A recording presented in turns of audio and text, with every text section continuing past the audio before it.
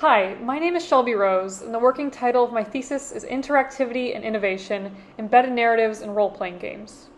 For my thesis, I focused on the role metafiction and embedded narratives play in modern role-playing video games, looking at video games as a new and highly interactive medium while also noticing its ties to traditional literature. While a number of games rely upon personal codexes divorced from in-game lore to relay information, a growing number of video games present their own physical in-universe texts and embedded narratives in order to present these details in a more immersive manner. I intended to examine the novel uses of embedded narratives and how games utilize literary techniques to make creative and immersive fictional worlds, as well as examine how their specific use of metatextual sources shows anxiety over the legitimacy of video game narratives. With their increased utilization of interactivity and different methods of engagement encapsulating auditory, visual, and kinesthetic interaction, I wish to argue that role-playing games have the ability to move beyond traditional literature in their use of metatext and levels of complexity. That being said, in their physical representation of in-game texts, RPGs also seek to legitimize their narratives through more traditional modes of representation. I engaged with the emerging field of video game scholarship for my thesis, focusing largely on sources that both connected video game narratives to the greater themes of literature, while also emphasizing their increased interactivity and unique styles of storytelling.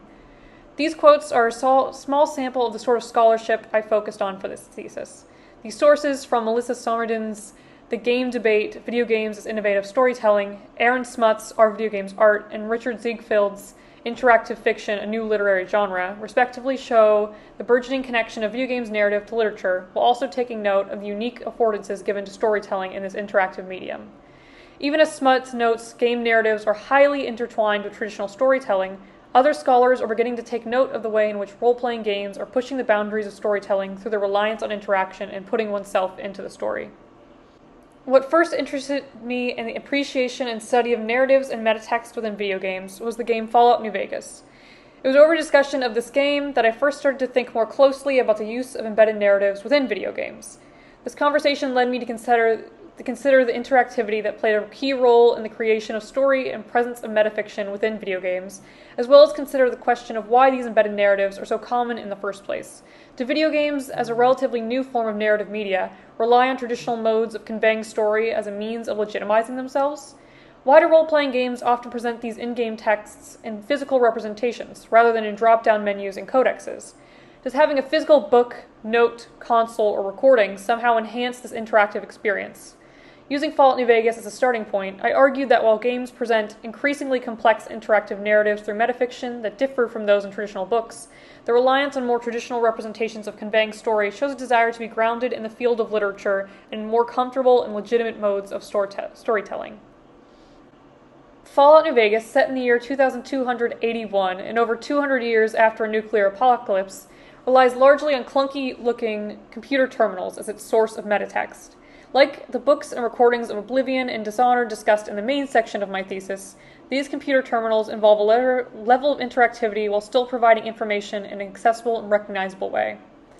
Many of the terminals in Fallout New Vegas require some level of the in-game science skill to unlock and have the player choose passwords through process of elimination to access the computer's content.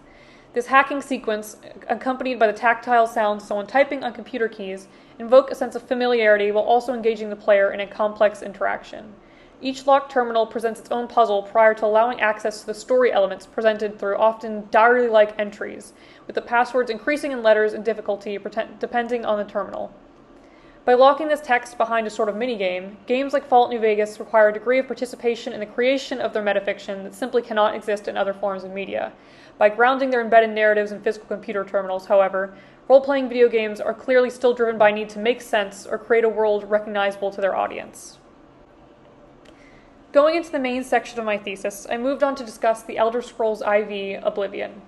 As Fallout New Vegas relied on its computer terminals to disseminate world building and other information, Oblivion has hundreds of physical and readable books in it for players to expand upon their experience with. The premise of Oblivion is simple. Rescued from prison by Cyrodiil's emperor shortly before his assassination, you are sent by him to recover his lost son and the artifact known as the Amulet of Kings to stop the Mythic Dawn organization from opening gates connected to the demonic realm of Oblivion across the land and bringing ruin to the world.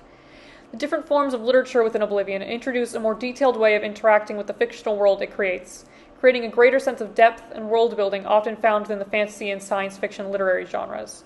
Many works of non-fiction within Oblivion document both the history and current events of the game world.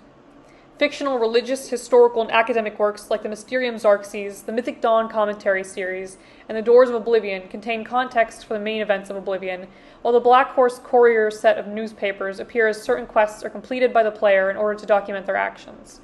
While I went more in-depth on these sources in my thesis, each emphasizes the growing prevalence and importance of embedded narratives within the role-playing game genre. Embedded narratives in video games like Oblivion stand apart from those in novels through their increased sense of interactivity, which can be seen particularly in the case of the Black Horse Courier, as interaction allows the player to participate in the creation process, both in choosing to read these texts and in the manner that their actions in the main game affect its contents. While interactive fiction has been a rising genre since the 20th century, video games incorporate reader or player agency in a whole new manner, with the user actively being the cause of story elements and the impetus for the creation of narrative. The final part of my thesis focused on Dishonored's use of visual, kinesthetic, and auditory interaction in the game's use of metafiction and how it expands upon traditional forms of embedded narratives with its multimedia approach, while, like the other games mentioned before, relying on recognizable representation to tie games to more legitimate forms of literature. The game opens with the assassination of the Empress Jessamine Caldwin and the kidnapping of her daughter Emily, with Corvo Tano, their bodyguard, being framed by political opponents. After escaping prison with the help of a supernatural being known as the Outsider and a group hoping to reclaim the throne for Emily Caldwin, you spend the stealth-based game in the plague-ridden city of Dunwall, where your choices affect the lives of everyone in it. The game operates on a chaos system where your adherence to either low chaos stealth and mercy or to high chaos violence changes the trajectory of the plague, Dunwall, and Emily's mental state. Like Oblivion, Dishonored is rife with books, notes, and other texts that illustrate its greater world. Due to its more modern 1800s-inspired setting, however, Dishonored utilizes found audio recordings, or audiographs, that can be placed within audiograph players as another form of metafiction. These audiographs, in addition to utilizing visual and auditory engagement, also change due to your actions in the game, similar to the Black Horse Courier newspapers of Oblivion, though with even greater variety. Dishonored's metafiction is highly conditional and therefore must be rooted in recognizable representation. As Dishonored stretches the boundaries of traditional embedded narratives with its use of auditory, visual, and kinesthetic interaction, the presence of the journal and other physical representations of these narratives helps to ground them in each playthrough. Certain books and audiographs can be only found in certain areas depending on chaos levels, with some also only appearing in the same area regardless of one's choices, but with differing contents due to specific player actions.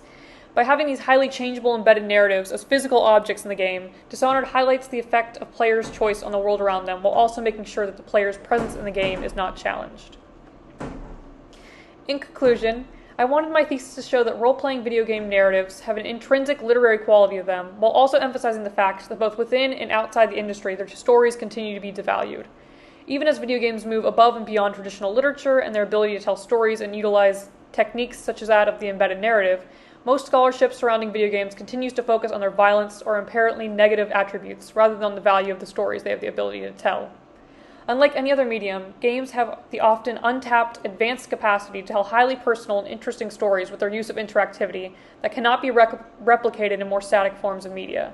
Even as some games continue to push the boundaries of narrative, I still often see video game playing relegated to being a useless or even harmful pastime, even by people who dedicate a lot of their time to it. And recognizing the ways in which games can capitalize on their unique form to tell stories, we can argue for games to be considered a form of literature on par with books and films. Thank you.